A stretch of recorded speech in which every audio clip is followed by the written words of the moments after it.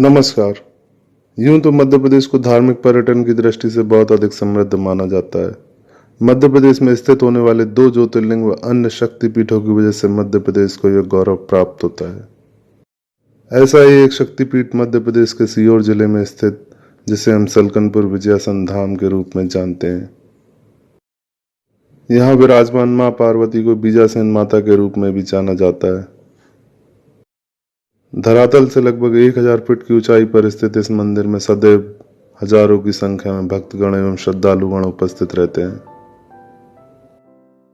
मध्य प्रदेश में स्थित होने वाले प्रमुख देवी मंदिर व शक्ति की आराधना के केंद्र के रूप में जाने जाने वाला स्थल है सलकनपुर।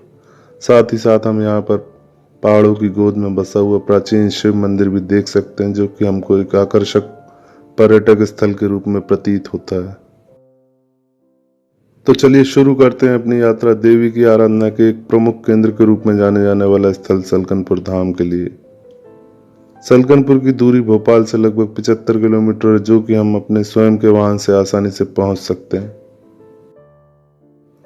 भोपाल से सलकनपुर जाते समय हमको प्रकृति के अद्भुत व आकर्षक दृश्य दिखाई देते हैं। साथ ही साथ हमको बेतवा नदी का उद्गम स्थल तथा भोपाल को जलापूर्ति संभव करने वाला कोलार डैम भी दिखाई देता है।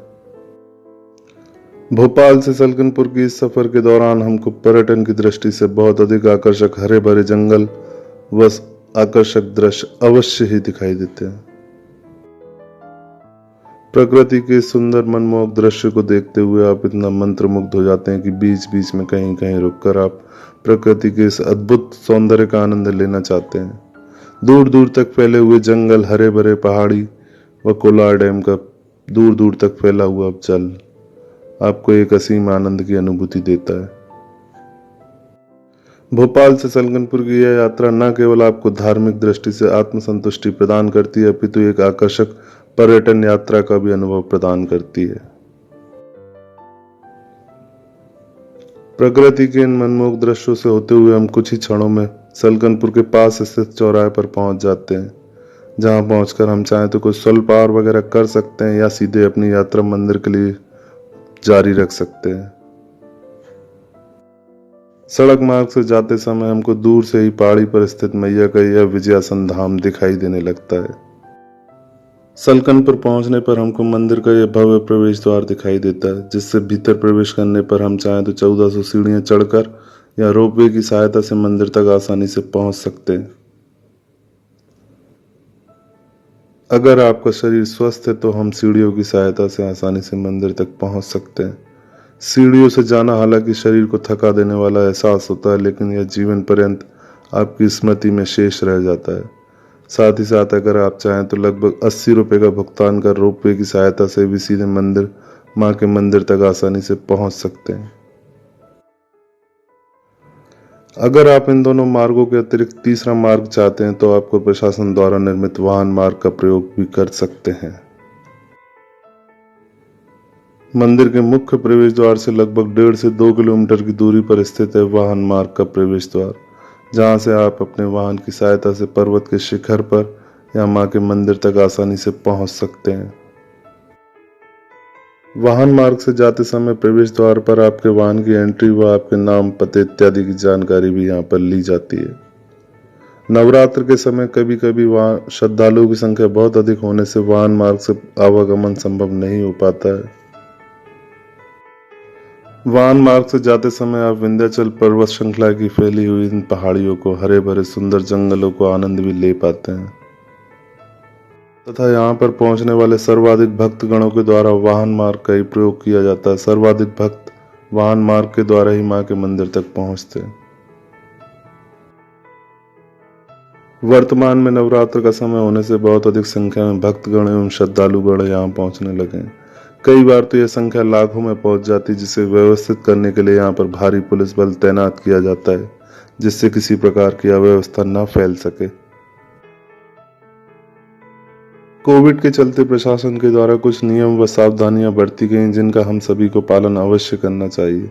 प्रशासन के द्वारा भक्तों की संख्या सीमित करने हेतु निरंतर प्रयास किए जा रहे हैं, जिससे किसी प्रकार की अव्यवस्था न फैल पाए। सलकनपुर के इस मंदिर में विद्यमान प्रतिमा को स्वयंभू प्रतिमा माना जाता है, कि जो कि स्वयं अपने आप उत्पन्न हुई हो। मैया यहाँ पर अपने परम दिव्य रूप में वात्सल्य स्वरूप में विद्यमान है। पुराणों के अनुसार ऐसा कहा जाता है कि मैया ने इसी स्थान पर रक्त बीज नामक राक्षस का वध किया था तथा सृष्टि की रक्षा की थी, जिसके फलस्वरूप देवताओं ने उन्हें एक आसन प्रदान किया था जिसे हम विजयासन के रूप में जानते हैं। सैकड़ों वर्षों से यहाँ पर निरंतर मैया की दो जोत जलती हुई निरंतर आ रही हैं, जो कि एक घी व एक तेल से जलाई जाती है तथा ये सैकड़ों वर्षों से निरंतर यहाँ पर सूर्य व चंद्र के प्रतीक के रूप में जलती रहती हैं। मंदिर के निर्माण के विषय में स्पष्ट जानकारी तो नहीं मिलती, फिर भी कुछ लोगों के द्वारा बताया जाता है कि आज से लगभग 300 वर्ष पूर्व बंजारों की मनोकामना पूर्ण होने पर उनके द्वारा इस मंदिर की स्थापना की गई थी। तो एक अन्य कथा के अनुसार सैकड़ों वर्ष पूर्व गौंड राजाओं के द्वारा इस मंदिर की स्थापना के बारे में बताया जाता है।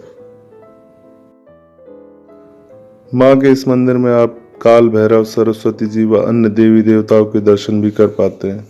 प्रारंभ के समय में यहाँ पर बहुत ही कम संख्या में भक्तगण पहुंच पाते थे, जिसके पश्चात भद्रानंद स्वामी ने यहाँ तपस्या की व एक धुनी की स्थापना की तथा इस स्थान को चैतन्य किया।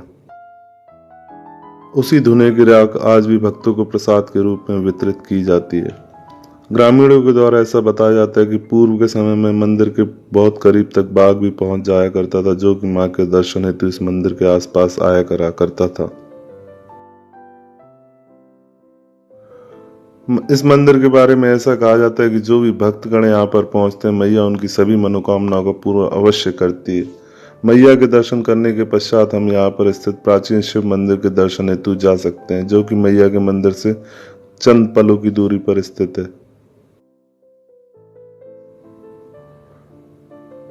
पहाड़ों के बीच में घिरा हुआ यह प्राचीन शिव मंदिर आपको प्रकृति के एक अद्भुत सौंदर्य का एहसास यहाँ पर अवश्य कराता है। मैया के दर्शन हेतु आने वाले प्राय सभी भक्तों के द्वारा भगवान शिव के इस मंदिर में दर्शन करने अवश्य जाते हैं। मैया के दर्शन करने के पश्चात आप इस मंदिर में भगवान शिव के दर्शन हेतु अवश्य जाएं। यह मंदिर आज भी उसी प्रकार से बना हुआ है जैसा कि आज से सैकड़ों वर्ष पूर्व रहा होगा। यहाँ पर आपको प्रकृति के बहुत अधिक सुंदर दृश्य दिखाई देंगे।